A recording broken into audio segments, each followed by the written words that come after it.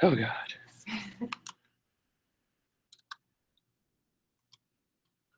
Yeah. So just do the whole screen. Screw it. There we go. Whoa.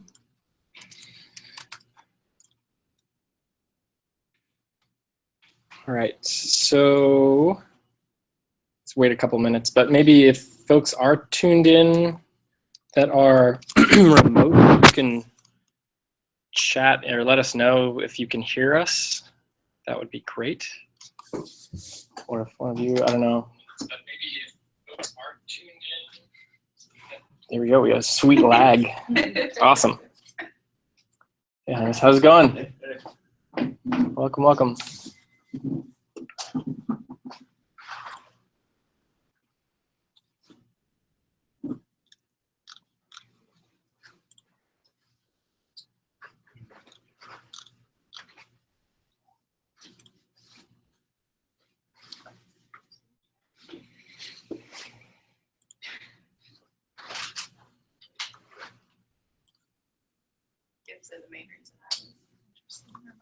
I mean, why wouldn't it be the best? All right. I don't know. Do you think we should wait or just dive in? 1 more minute. Okay. Does it mean come? I don't think I know everyone here. Oh, yeah. Do a quick introduction. Good idea. Sure. Well, so sorry, I'm Mike. I'm one of the co-organizers of this group. I'm Pega today. I'm a postdoc, and I have a background in quantitative psychology. I'm John. I'm also a postdoc, also quantitative psychology. And you work with OSF? Yeah. No, I don't. My girlfriend does. OSC, COS, or COS? Yeah. Something like that. My name's Aviva Rossi, and I'm 4th year in ecology. My name is Thomas, 3rd year ecology. Terrible at all, but this is helping. You're not terrible. I'm Bonwe, 5th year animal behavior. Right. And I'm Ryan Peak, and I'm a 3rd year in ecology. And yeah, I'm excited to hopefully share something that might be useful or not to you all. Hey man, do you want to introduce yourself? We just went around. Eric Holmes, Watershed Center, fish biologist. I work with the Watershed Center with Eric, so cool.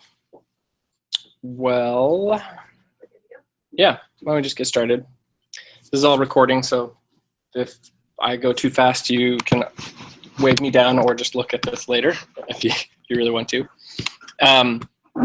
So to start, there are a lot of really great resources online that you can find, and I tried to link to a few of them, and I'll show you some because there's so many options that I just can't go through everything. So if you have specific questions about stuff that you're really interested in, please, by all means, and I don't talk about it, ask, and we'll see what we can track down or help you out with.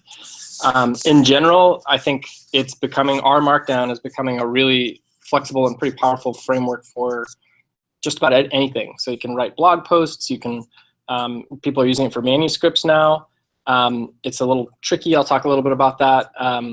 You can use it just in your own line of research as far as this is where I'm keeping my notes of what I'm doing. And a spin-off of that now is this RNotebooks, which is essentially kind of like a live preview of everything that you're seeing, everything you're doing. It sort of interprets in the browser for you. You don't have to knit it or push it to something else. And it's great. That's only available in the development version right now of RStudio, but it seems to work pretty well. I've been using that development version for a while. So you can do all kinds of stuff. I think what's really nice, RMarkdown, you can spit it out as a PDF, as a Word document if you really want to, as HTML. You can actually make slide presentations. I've given, actually last year at the ESA conference, I gave for the first time a slide presentation, or a presentation all from an RMarkdown slide, or IO slides slide presentation, but it's RMarkdown's version of that. And it was great. You basically just share like an HTML file, so there's no, you don't have to worry about formatting or cross-plot, like, doesn't matter. As long as they have a web browser, they can open the HTML and you're done, and it's awesome. There are some definite drawbacks in that it's a little more simplistic. Then you can't make lots of crazy, super fun animations and stuff like that. But in some senses, that can make your talk a little more smooth, and that you don't have a lot of stuff going on to worry about. Yeah, so that I think there are lots of options that you can use, and I would say one of the best best resources that you'll find is the RStudio's website, RMarkdown. They give you all kinds of options and info on all of these things that I've talked about, like how to use it. They have a gallery of different examples. So I highly recommend you take a look at this. And they've actually done a couple really nice little webinars that they record and provide. So if you get a chance, definitely check this out. It gives you all the sort of information. You can download sort of different options as far as your framework of what you want to use, and it gives you all the information you might want. So if you have questions, I would say start there, and then we'll see what else we can track down. So I'm going to talk about RMarkdown generally at first, and then just dive into RNotebooks, because it's essentially the same thing. It's just this live sort of updated version. And so RMarkdown, first of all, how many people, just a show of hands, use Markdown or know what Markdown is? Okay, for the most part. It's a really simple language to write in, right? There's a few things that you need to know to make a header or to, so here's what the code looks like. Let's minimize that for sanity at the moment. And we'll make this big. So I think the important thing to know right now is this is live, this is the RNotebook. So it's actually showing me it's interpreting exactly, I put this GIF in here, and it's showing it right in the actual script, which is pretty cool. But at the main thing that's different between RNotebooks and just an RMarkdown document, almost all RMarkdown, when you create an RMarkdown document, it has the option in this development version for RNotebook. But if you went to just RMarkdown, you created it, it would basically give you your title, your date, maybe an author, and then it would generally say HTML document. Okay. You can always change that up here with all these different options. You can knit to PDF, to Word. In this case, I have it set as a notebook. And the only difference, the real thing here, is this at the top, this HTML notebook. That's it. So the nice thing is you can add multiple versions of this. So you can say, I want PDF, HTML, and a notebook, and that's a possibility. So I would say it's really up to you as far as what you're comfortable working in. Every header, is this really tiny? Can you all see this? I can see it. Small. There we go. That's a little bit better. So a header is just a single hash mark, and a second level header is 2 hash marks, and so on and so forth. To make things bold, I was trying to play around with some HTML stuff, which didn't work in this case. But to make things bold, you simply make 2 asterisks or 2 underscores. To make things italicized, it's 1 asterisk or underscore on either side. And so it's really simple. There's sort of all these different little things you can do to make things just appear as the code, like as is. You would use these single backticks. And so let me show you what that looks like. So this is also really small. It's a little bit better. So here's that bold. Here's the backticks. So it gives you that nice, just clean kind of code. You just want to see the code. So there's all these different options to format things. And like I said, the main thing is that it has this HTML notebook output. You'll see I've added HTML document and then these other options here. And so essentially every RMarkdown that you create has a YAML header, this YAML header. And that's basically where you put what kind of document you want to make, how you want to format it, all that information goes here. And there are some examples I'll show later of like extremely long YAML headers that give all kinds of options. So it's really customizable, which is great. In this case, I'm just adding a highlighting. So when I put code in, you can say that I want it to be formatted like this. Spacelab is the style of font, and RStudio provides, I don't know, 7 or 8 different potential outputs that you can look through. Here's examples of those. And then table of contents. In this case, I've added yes, but I don't really have a table of contents because this is an R notebook and not a plain RMarkdown. And so it's not, I don't think it's spitting it out in the same way. So are there any questions so far? Or does this make sense, or is this too fast, too slow? Okay, silence I'll take as general acceptance. So the main difference, I would say, between RMarkdown and RNotebooks are the output. When you create an R notebook, it will automatically create this in your file.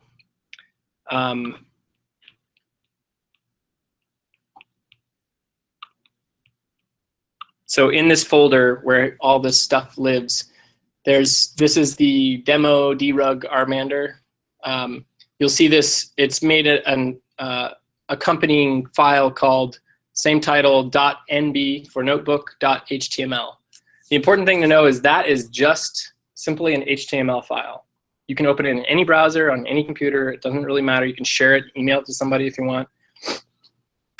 What's really cool is because it has that .nb, if I open, so let me close this really quick. So if somebody shares an R notebook with you, and maybe they just send this HTML file, if I open this in RStudio, what it will do is actually parse out, it gives you the opportunity to parse out both, it'll create an RMarkdown, the original RMarkdown document, because it's stored, all the code and everything is stored in that HTML file. Which it's not opening it right now. So what's really great about that is if at the very top of this HTML file, if you look up here, there's a code button. Show all code, hide all code, download RMarkdown. So when you save this and send it to somebody, they get not only the HTML file, but they get the actual RMarkdown. So they could knit it themselves or do whatever they want, which is really nice. The other thing is you can sort of globally say, I want to hide all the code. And then you'll notice when I scroll down here, there's all these other code chunks. And so if you just want to kind of read through what's there before you get into the code, you can hide all of that. And then you can show it by just clicking on it independently, which is really nice as well. And what's really cool is it knows, it basically takes these code chunks automatically. Even if you have a big, long code chunk, like way too much code in one chunk, it actually will split it out for you, which is kind of nice and when it interprets this. So I would say these are really nice. I think the pros are you can really use it cross-platform on any browser. They can be saved and shared really easily, which is also great. They can be opened in RStudio, and you can extract that original RMarkdown file, which is nice as well. Caveats, remember this R notebook only works right now in the development version of RStudio. I don't know when they're going to come out with this sort of more broadly, but it's available for download. It's linked in the material I sent out. And the nice thing is, you can still just make a regular RMarkdown either way. It's up to you if you just want it to just go to HTML. Okay, so let's look at code chunks because I mentioned that earlier. So in RMarkdown, there's things called code chunks. So a code chunk is basically up here. You can look, and so again, I'm in an R notebook, so there's a few additional options. The cool thing is it allows you to actually insert different code language chunks. So not just R now, but you can insert Bash, Python, RCPP, SQL, and Stan as well, which is awesome. So you could actually have it, if you have these interpreters on your computer, it assumes you have Python and all these things. you can insert that code and it will actually interpret that in your document for you through RStudio, which is pretty cool. In this case, if I pretty much have, I think I do have a couple examples later of other languages, but to make a code chunk, you just say insert code chunk, and then here's once again another example of a cars output. You'll see there's 3 little buttons here on the right of each code chunk. Code chunks just have these 3 backticks, and then essentially R, and then there's a whole ton of options I'll talk about in a second that you can add, and then your code. The green arrow, so the new thing with RNotebooks, which is kind of nice, it's hard because this is 1 line of code, but if you watch, when I click that green arrow, watch on the far left of the script, it has a little green box as it's running the code. If you run something and it runs into an error it can't run, it will actually, you'll see a red box at the line that it stops at, which is also really nice. So as it interprets, see it was really quick, just 1 green bar. So it ran, it's fine, and then it actually spits it out right in your same document. You can then, there's a few other options here to hide this, like if it's just too much. You can also click on this and it'll show it in a new separate window, just the figure by itself if you really want to look at it. And then finally, the other thing that's important is this has modify chunk options. There's a little wheel here, and you click on that, and you can name your chunk, which I think is also a good habit to get in, particularly when you have big documents. And the reason being is when it's interpreting and you're knitting this to a PDF or something like that, if it has an error and you just have a bunch of chunks, it'll just say unnamed chunk 27, unnamed chunk 28 as it's going through, and it's hard to find where stuff breaks. And often it's usually something in a chunk that doesn't work and you have to kind of go back and find it. If you name your chunks, you can say like, oh, this is the cars plot number 2. It's right here. I can go there really quickly. So I would recommend naming your chunk, and you can do that either with that box or just here. You just give a space after the R, and then you can name this as long as you want. You could add spaces, cars plot again, again, again, and that's what that chunk name will be. Can you do this in regular Markdown? Yes. Yeah. So this is all regular Markdown. I'll talk about the note. The only thing that's really different is this, like it's actually spitting the plots out in the Markdown document in line. Yeah. And some of these things like the green bar on the left. Those are the development version and the RNotebook perks, I think. So, but good question. Yeah.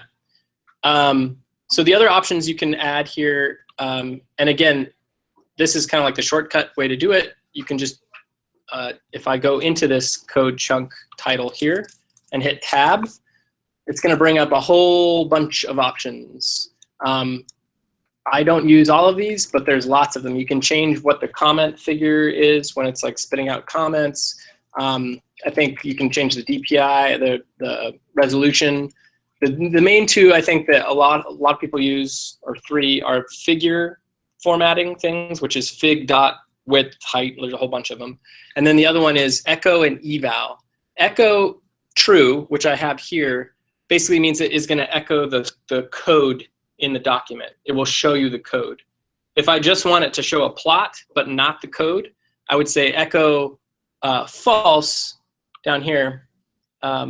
So for example, this, if we just want to show the plot but not the code,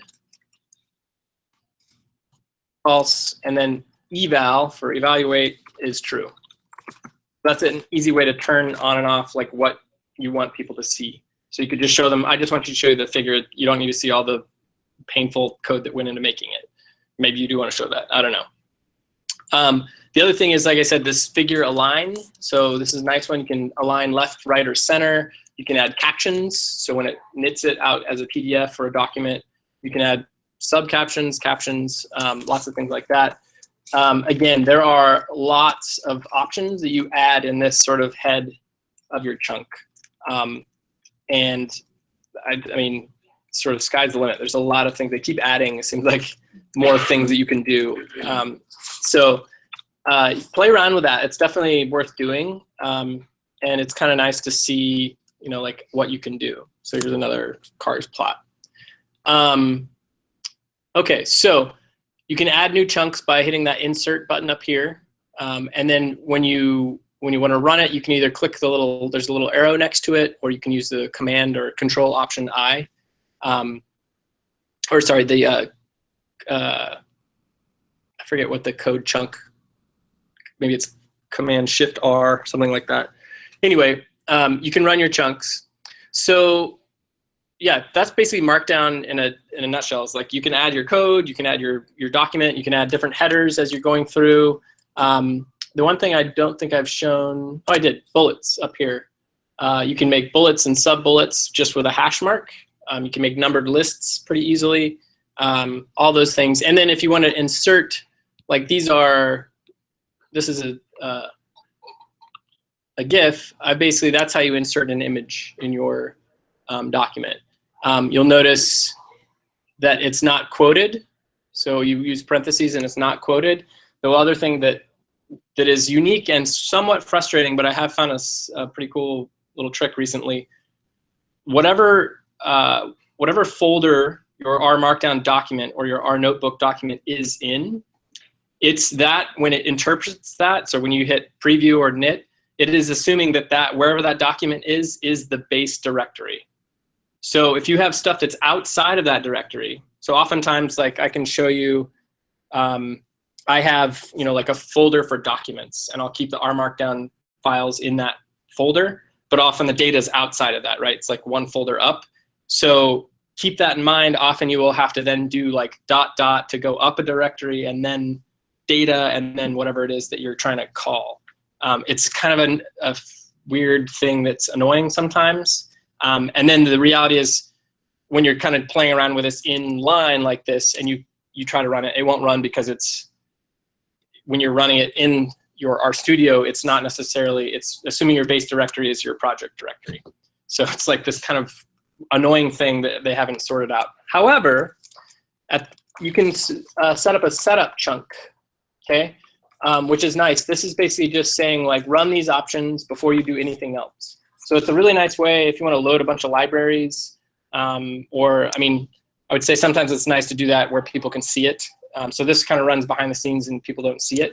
But little things like you want all the code chunks to echo true. So you want everybody to see all the chunks. This one I found recently is awesome. So you can set the root directory, normalize your path with a ... So it's automatically already into your root directory, which is, it seems small, but it totally revolutionized my life, because I was constantly going back and forth like, I need that ... So that's a really nice way. If you know you have kind of your document ready and you want to throw that in there, then it's nice, because then you can just write your directory or your path file just as you normally would. You're not having to add extra little things. So if you run that line, does it then, as you interactively run code chunks, does it use that to normalize the path? And if you're interactively, so let me find, I only have one actual thing in here. So actually, that's not. Maybe it's in, I don't actually, everything's in one folder, so it's not going to matter because I didn't in this structure. But yes, you can have your like regular root folder path in your code chunks that you're running interactively. And then when you go to knit it, it will actually, it knows that those don't live there, that they are actually, because it's basically setting the root directory before it knits the document, because that's the one of the, does that make sense? So, for example, this path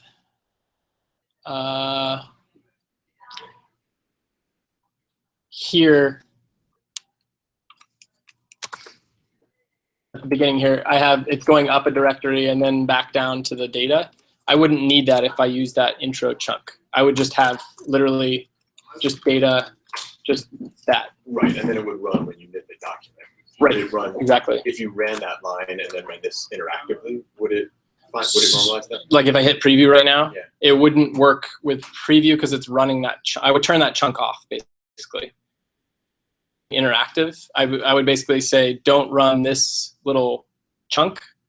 Like I would just quote that out or eval false while I'm doing it interactively.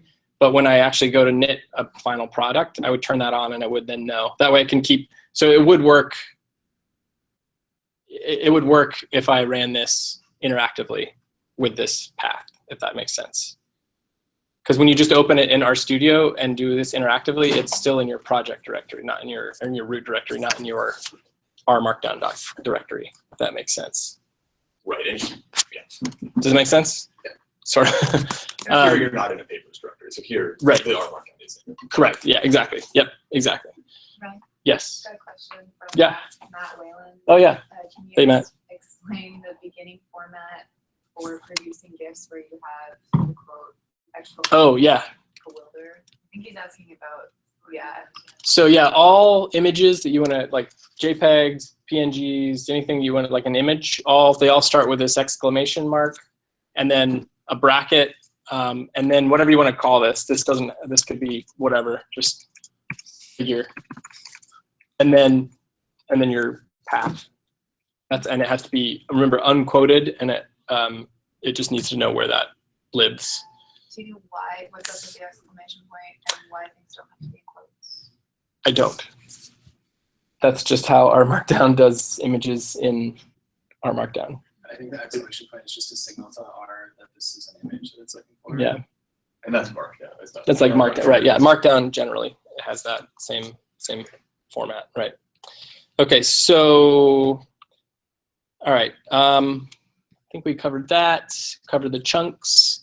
I've added like a really long code and then shown like how you spit out a nice figure. You can do this, play with this yourself if you'd like, and see like how this code runs. So let me show you this.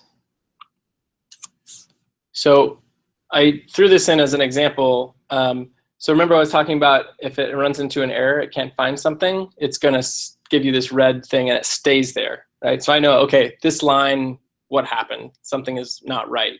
And the reason is that it doesn't know where that data is. I haven't put it in this folder yet. If I, actually I think it's, let me go get that really quick so you can see it run all the way through because it is useful.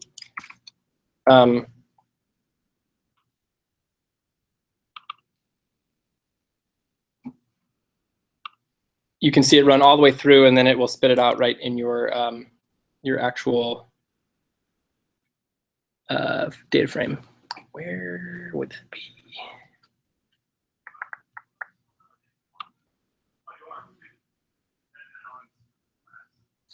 Maybe it's in there already.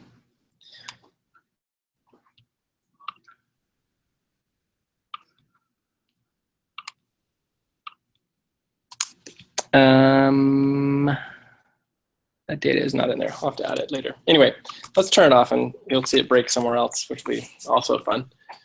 So there it breaks at the next line.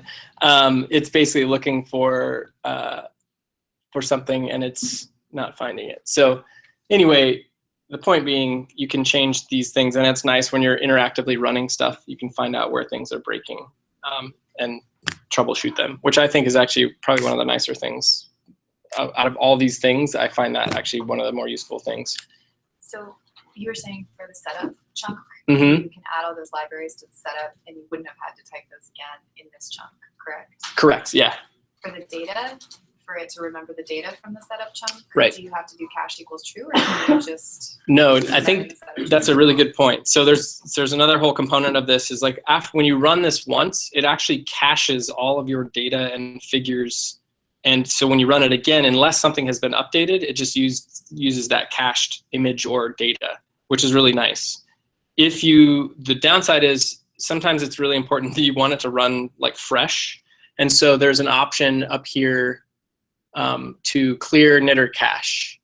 And so sometimes that's really important to do, to kind of start over again, because yeah, that can cause problems. But you can definitely load, say in a chunk up here, if I were to load either libraries or data, and that chunk runs and then it's done, it actually remembers that data and those libraries. So I don't necessarily, it will then be able to interpret future chunks with those libraries and data, if that makes sense. So you can sort of set yourself up by saying like, I'm just going to load the data. Here's what I loaded. Here's a chunk for just my libraries, and then whatever your analysis and figures, which is kind of nice as well. Am I right, Brian, that you can't set a working directory? You were talking about all these issues with your file structure. You can't change the working directory in one chunk and have that be remembered. It resets itself. I think so. Yeah, I would. Yeah, I've played around with setting directories, and it gets really weird. Like, so generally try to set it up so you don't have to be like switching directories midstream. But yeah, it will sort of default to a root for everything. But that's a good question. I don't know. I haven't tried that with RNotebooks yet. If it's different or not. One other thing I've added here, so you can also have interactive documents, or interactive components. So here's a really long chunk of code, nice and green, which is great, and then it actually outputs an interactive leaflet map in this window, which is pretty cool. So you can quickly like surf around, find your whatever you're looking. This is snow data or snow station data, and you can click on these and if I show you the actual document here,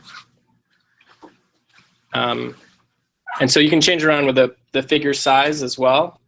And oh, it didn't interpret it. But anyway, you get the point. You can show this in that. Let me over. So. Yeah, you can have an interactive. The nice thing about Leaflet is you can save this HTML file, and they'll have that same interactive as long as they have an internet connection, because it is pulling the data. They'd be able to see the same map with all the fun stuff and surf around and play with stuff, which is pretty cool. So that code's in here if you want to play around with it. Leaflet maps are awesome. The other thing is writing. We all do writing. We're trying to cite stuff, and I think this is probably one of the bigger hurdles is like whatever citation thing you're using, Mendeley or EndNote or whatever, Zotero, they all have different caveats about how you use them and plugins that you need for writing documents, and in Word in particular. In Markdown, it's a little bit more simple, which is nice. However, I would say there's a couple steps that you might have to do to get it to work. The first thing is I've added a really nice link here. Stephen Miller has a really nice blog on how to write manuscripts using RMarkdown. And let me show you. It's also where I'll show you in a second. He has a really nice repository on creating a CV in RMarkdown, which is great. And I actually use that for my own website, and it's really easy to use. So I would definitely say go grab that. And it's here. You can, he's got everything linked up here, which is pretty nice. But his RMarkdown template for academic manuscripts. So this is that YAML header I was talking about. This whole thing is the YAML header. There's a lot in there, okay, that you can do to basically make the format how you want it to, all the different things. The main important thing for bibliographies is you add this bibliography, and then you need to add that file, this bibtech file. The other thing for folks that use EndNote, which I've used EndNote, EndNote doesn't actually store the right sort of piece of information that you need to use in Markdown citations, which is annoying. So there's another program that you can just export your EndNote library into called JabRef, Jabref. I'll add a link in here. And that actually will take and add these little keywords for all of your citations, which is really nice. And then it saves that as this .bib file, and then you can use that however you want and add. And JabRef is open source and free, which is also, so if you need a citation manager, it's really nice. It's pretty simple. It does a good job. So anyway, you just need to add this bibliography file link at the top in your header. And so I've added a sample bibliography in here at the top in my YAML header. And in my, you'll see, if I open this, so this is the sample bib, and that little piece of information I was talking about. So if you export to a .bib file from EndNote or from, I don't know about Mendeley or Zotero, how they work. They might actually store this information for you. So Terra will export it and it'll keep it live updated. It'll link to the file. That's If you nice. add new citations, it'll Yeah. automatically update the good file. JobRef does similarly. It updates it. But it has, this is the little key thing. That's what I'm using in the document. So when I write in, I'll show you the code, but in my RMarkdown, it's looking for that keyword and basically year. And you can format that to be whatever you want, but EndNote doesn't actually automatically add that. So you need something that will provide that, which I found out the hard way when I was making this transition. So anyway, but then it has all your citation information just as anything else. It's just written in this format, this bib format. And then in the actual document, if you want to add citations, you simply use this format with brackets and then at and that keyword and number. Some people use actual just numbers. I mean, whatever you want to do. I find like author and year seems to work. First author and year seems to work really well. And it assigns everything. So if you have multiple for those authors and years, it'll put an A or a B next to it, stuff like that. So that's all it is. That's pretty easy. You just simply add those to wherever you want, and then it just appends your citations down at the bottom of your document. And you can add, in addition to the YAML, you can add another file, a CSS file that is like whatever format that you're using for whatever journal, ecology or whatever it is. It will do that for you. So you just pull that file, and most of these are available online. You can download them, and so you don't have to do it yourself. But you would add that as well, and then it would know, okay, it needs to be in this format, which is great. So to look at what that looks like,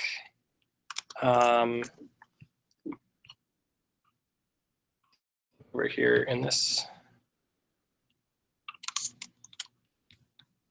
So you can see it translates this to these two, or you can use a semicolon, whatever you want, and then it just gives the required readings in that format, which is really nice. So it's really simple, really easy to use as far as citations go once you kind of have it in that format. And then like Michael said, there are some nice options where it will update. So if you're pulling citations and you don't want to have to keep doing this, it does it for you. So you just have one library that you can pull from, and you just look up whatever your code is, and that's it. So that's pretty much. Oh, I have one. I wanted to show the CV option because I think that is a pretty cool thing that everybody should take advantage of. So similarly, this is from that same blog that I showed earlier. That's linked to it, and I have a GitHub repository with this code up as well. So feel free to grab it. But basically, you have a pretty big YAML header, and it's just saying, use these different engines to generate your PDF, set your margins, and then it gives a whole bunch of things that it wants this to be the header on every page. You can change whatever you want, and then you can also change the font families and colors and stuff like that. So there's an online version of this that I link to that actually has color and the web links in it, and then there's like just the PDF version if you sent to somebody when you print out, so it doesn't have the color, which is nice. And then you go through and you can kind of format it as you like. The important thing is, in this case, it is actually using just a regular RMarkdown document, and then it actually has this special .tex file, which is the kind of the formatting bit. And so if you really want to get into like format your resume how you like it, you can go into this tech file and change it and make it look, like however format you want. So learning tech is a little more complicated. So it's very, very customizable and functional, but just bear in mind, if you find something that works, go with it. So if I open this up, you'll see this is what it looks like.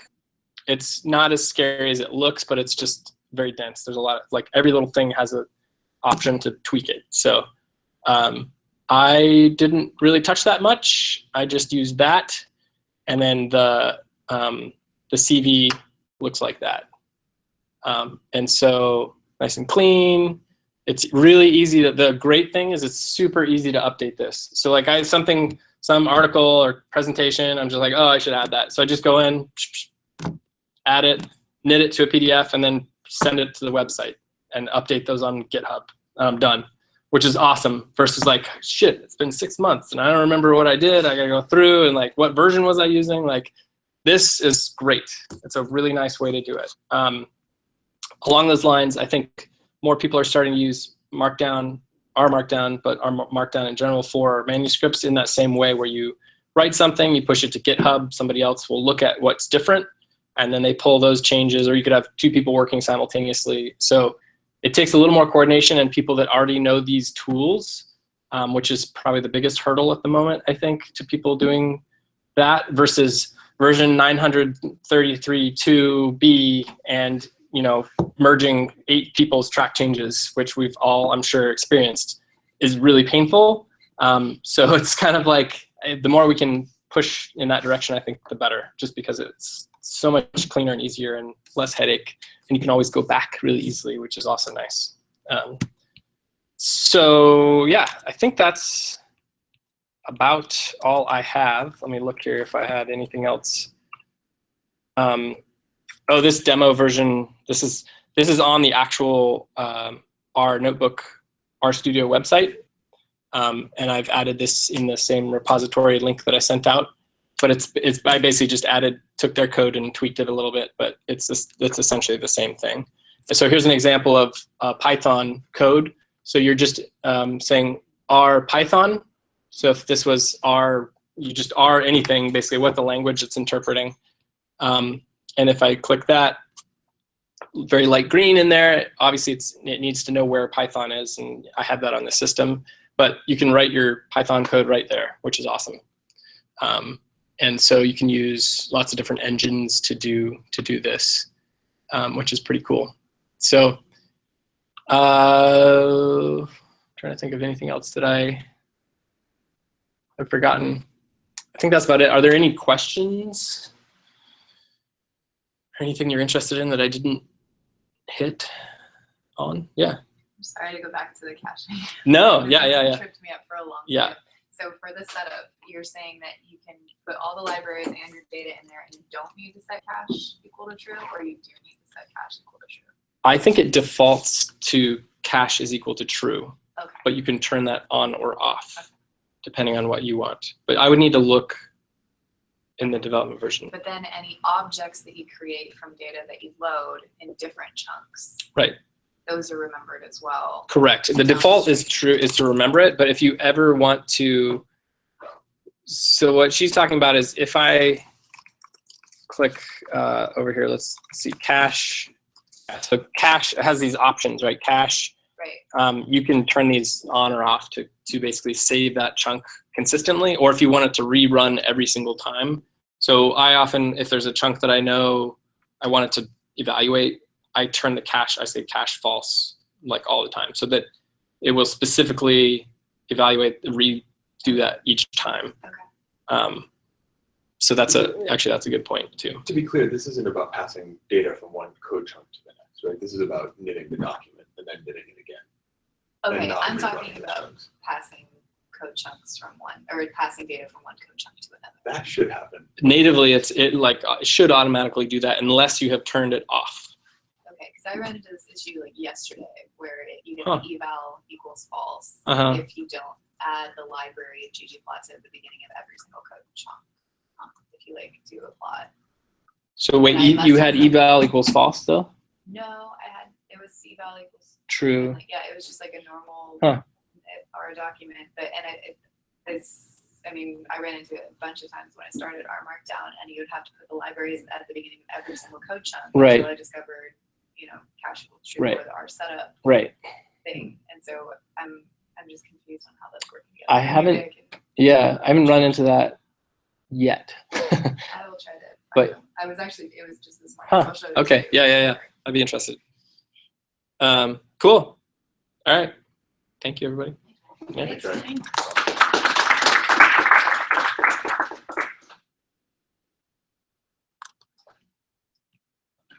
Oh, there's one more question online before we wrap up. Oh yeah. Can you compile the RMarkdown CV to HTML? That would be another selling point. Yes, you could. So you just link it straight to Oh, the there's website and have a console update. Yeah.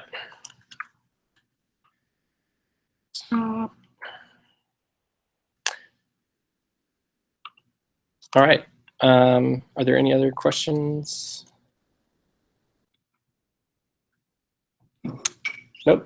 All right. Thank you for everybody who's listening far away. Probably just Matt. Awesome.